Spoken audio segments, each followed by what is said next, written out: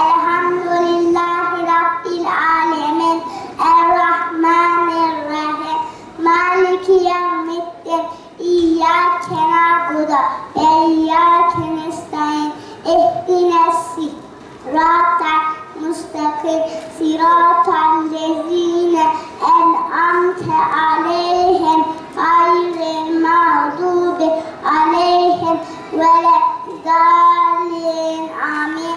Değerli kardeşlerim, Anadolu Gençlik Derneği öteden beri bilgili, inançlı, şuurlu bir çalışkan bir neslin yetişmesi hususunda 7/24 saat çalışan müstesna bir kuruluştur. Yoksulun, yolda kalmışın hakkını gözetmek için, yetimin saçını okşamak için, alın terine ve emeğe yürümek için, sözün namusu için.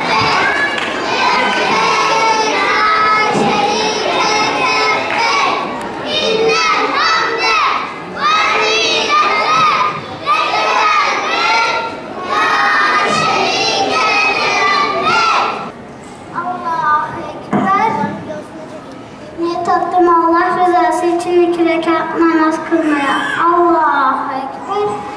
Bismillahirrahmanirrahim. Sübhaneke Allahümme ve bihamdik ve tebarek esmik ve teala ceddik ve la ilahe gayrük.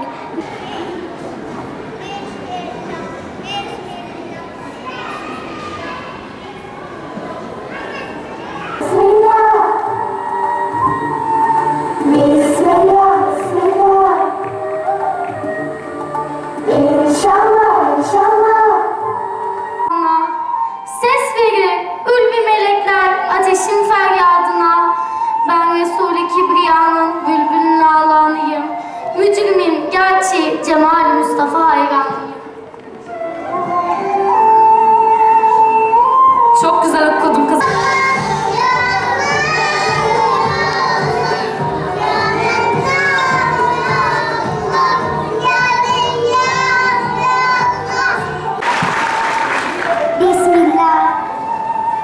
Peygamber Efendimiz buyurmuştur ki bizi aldatan bizden değildir.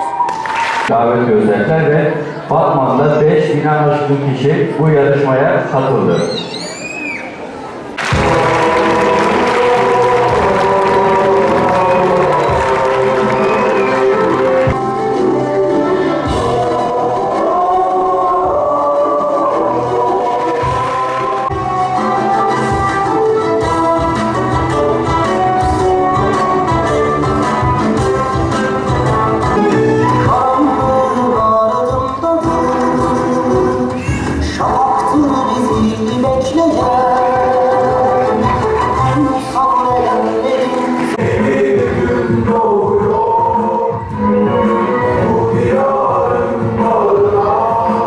Bizim Yıldız Çocuk Kulübü dediğimiz 4-6 yaş grubu çocuklarımıza burada etkinlik programını yapmış bulunmaktayız.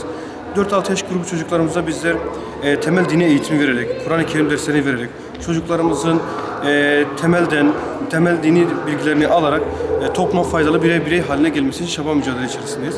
Çünkü biz inanıyoruz ki ağaç yaşken eğilir. Siz çocuklarınıza daha 4 yaşına itibaren, 3 yaşına itibaren temel dini anlamda bilgi verdiğiniz vakit bu çocuklarımız hem kendisine hem ailesine hem de içinde yaşamış olduğu topluma faydalı birer birey haline gelir. Biz de yıl boyunca bu çocuklarımızı bu şekilde eğittik ve en sonunda bu eğitimi taçlandırmak adına bugün bu programı icra etmiş bulunduk yani. Yaklaşık 50 tane 4-6 yaş grubu çocuğumuz var ve 4-6 yaş grubu çocuğumuz bunlar yıl içindeki eğitimlerin sonucundan bugün sertifika almaya hak kazandılar. Aynı zamanda Siyer Nebi sınav ödülünde ise biz de ilk 3'e giren kardeşimiz ödülü, aynı zamanda ilk 200'e giren kardeşimize kitap bulundurarak çocukları sevindirmiş olduk yani.